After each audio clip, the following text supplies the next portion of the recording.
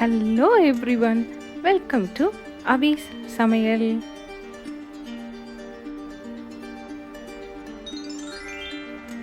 இன்றைக்கி நம்ம அவிஸ் சமையலில் குழந்தைகள்லேருந்து பெரியவங்க வரைக்கும் ஹோட்டல் ரெஸ்டாரண்ட்ஸ் எல்லாம் ரொம்பவே விரும்பி ஆர்டர் பண்ணி சாப்பிடக்கூடிய கோபி மஞ்சூரியன் தான் எப்படி பண்ணுறதுன்னு பார்க்க போகிறோங்க.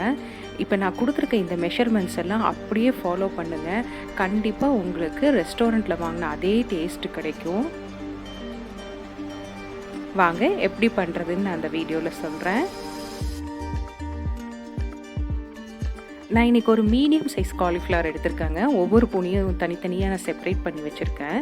நல்ல ஒரு அகலமான ஒரு பேனோ இல்லை ஒரு பாத்திரமோ எடுத்துக்கோங்க. அதில் ஒரு 4 கப் அளவுக்கு தண்ணி சேர்த்திக்கிங்க. 3 டீஸ்பூன் அளவுக்கு சால்ட் போட்டுக்குங்க.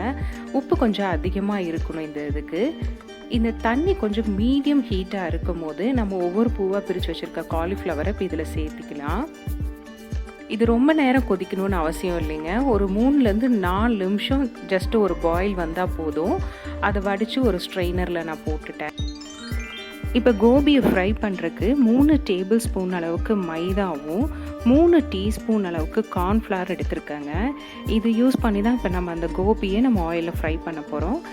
தேவையான அளவுக்கு சால்ட்டும் சேர்த்திக்கலாங்க. இப்போ இதை சும்மா ஸ்பூனில் ஒரு தடவை நல்லா மிக்ஸ் பண்ணி விட்டுட்டு கொஞ்சம் கொஞ்சமாக நம்ம தண்ணி ஆட் பண்ணி இதை ஒரு போரிங் கன்சிஸ்டன்சிக்கு நம்ம கொண்டு வர போகிறோங்க. இந்த மிக்சர் பார்த்திங்கன்னா திக்காக இருக்கக்கூடாது. அப்படி இருந்ததுன்னா உள்ளே நம்ம ஆயிலில் ஃப்ரை பண்ணும்போது இந்த கோபி வேகாது. அதனால் இதை நல்ல போரிங் கன்சிஸ்டன்சியில் இருந்தால் தான் நம்ம கோபி ஆட் பண்ணும்போது எல்லா பக்கமும் ஈவனாக கோட் ஆகுங்க. இப்போ பார்த்திங்களா, இப்போ இந்த கன்சிஸ்டன்சி தான் கரெக்டானது. இப்போது நம்ம ஏற்கனவே பாயில் பண்ணி வச்சுருக்க அந்த காலிஃப்ளவரை இப்போ இதில் ஆட் பண்ணிடலாம்.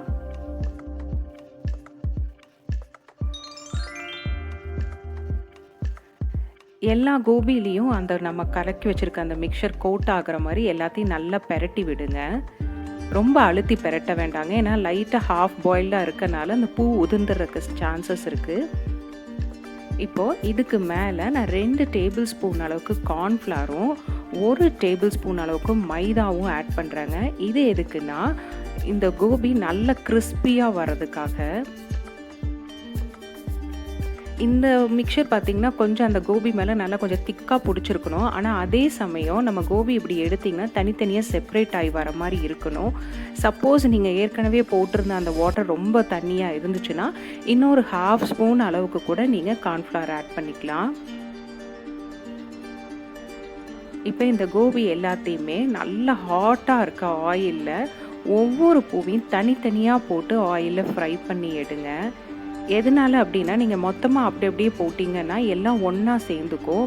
அதுக்கப்புறம் நம்ம பிச்சை எடுக்கிற மாதிரி இருக்கும். அப்படி ஆகும்போது என்னென்னா உள்ளே இருக்க கோபி காலிஃப்ளவர் வந்து வேகாது. அதனால் இப்படி ஒவ்வொரு பூவையும் தனித்தனியாக இந்த ஆயிலில் போட்டு ஃப்ரை பண்ணுங்கள். ஒரு 1 நிமிஷத்துக்கு ஆயில் வந்து நல்லா ஹாட்டாக இருக்கணும். அதுக்கப்புறம் ஹீட்டை வந்து மீடியம்க்கு கொண்டு வந்துடுங்க.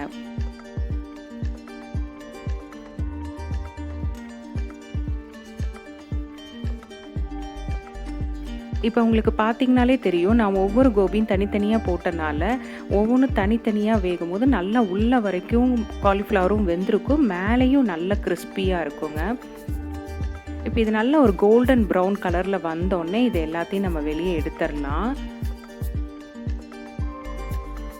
இதே மாதிரி நம்ம எல்லா கோபியும் ஃப்ரை பண்ணி தனியாக வச்சுக்கலாங்க.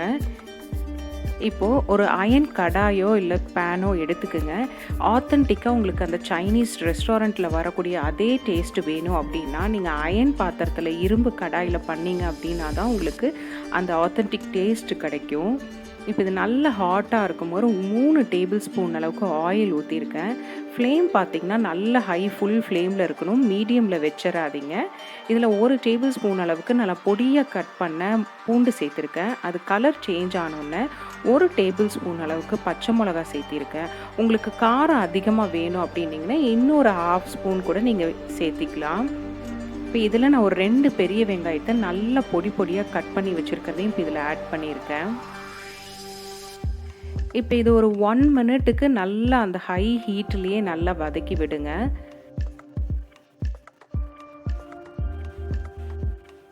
நான் எல்லா டிஷ்லேயும் சொல்கிற மாதிரி தாங்க, வெங்காயம் சீக்கிரமாக வதங்குறதுக்கு இந்த ஸ்டேஜில் கொஞ்சம் உப்பு சேர்த்திக்கிங்க. இப்போ இந்த டிஷ்ஷுக்கு தேவையான அளவுக்கு உங்களுக்கு டேஸ்ட்டுக்கு தகுந்த மாதிரி உப்பு ஆட் பண்ணிக்கிங்க.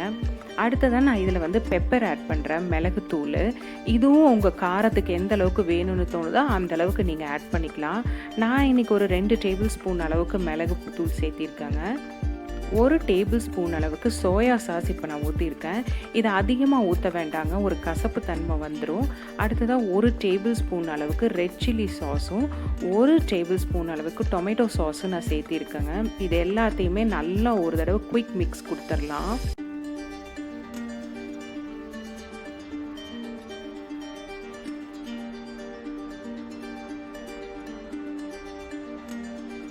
இது ஒரு டேஸ்ட் என்ஹான்ஸ் பண்ணுறதுக்கு நான் இப்போ கொஞ்சம் பொடி பொடியாக கட் பண்ணி வச்சுருக்க ஸ்ப்ரிங் ஆனியனும் சேர்த்திருக்கேங்க. இதோட அளவு வந்து நம்மளோட இண்டிவிஜுவல் ப்ரிஃபரன்ஸ் பொறுத்து தாங்க.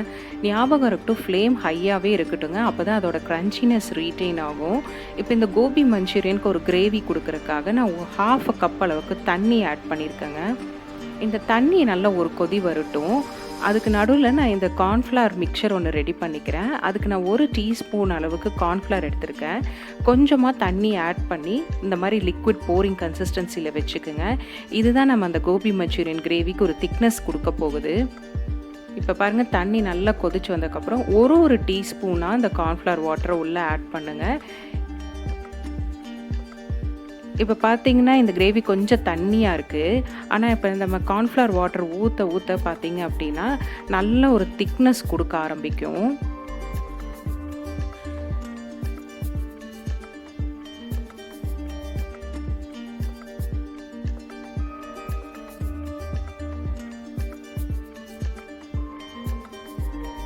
நான் இப்போ 2 டேபிள் ஸ்பூன் அளவுக்கு இந்த கார்ன்ஃப்ளவர் வாட்டர் ஊற்றிருக்கேங்க. இப்போ பாருங்கள், ஸ்லோவாக இப்போ நான் க்ளோஸ்அப்பில் காட்டுறேன், கொஞ்சம் கொஞ்சமாக அது அப்படியே திக்னஸ் ஆகிட்டே வருது.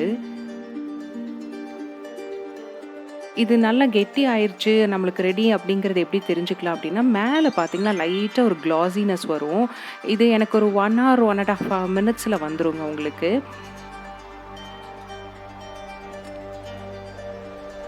இப்போ நம்ம ஏற்கனவே ஃப்ரை பண்ணி வச்சுருக்க கோபியை இப்போ இதில் ஆட் பண்ணிடலாங்க.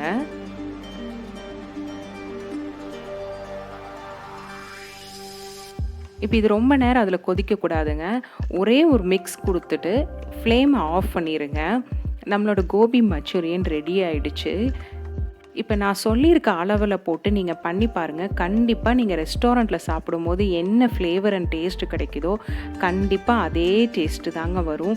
நீங்கள் இதை செஞ்சு பார்த்துட்டு எப்படி இருக்குன்னு எனக்கு கமெண்ட் செக்ஷனில் சொல்லுங்கள். இல்லை வேறு ஏதாவது உங்களுக்கு ரெஸ்டாரண்ட் ஸ்டைலில் டிஷ்ஷஸ் வேணும் அப்படின்னாலும் எனக்கு கமெண்ட்டில் சொல்லுங்கள். நான் கண்டிப்பாக வீடியோ போடுறேன். அவிஸ் தமிழ் சேனலை கண்டிப்பாக சப்ஸ்கிரைப் பண்ண மறக்காதீங்க. உங்கள் ஃப்ரெண்ட்ஸ் அண்ட் ஃபேமிலி மெம்பர்ஸோடு ஷேர் பண்ணுங்கள். Happy cooking. Have a great day. Bye.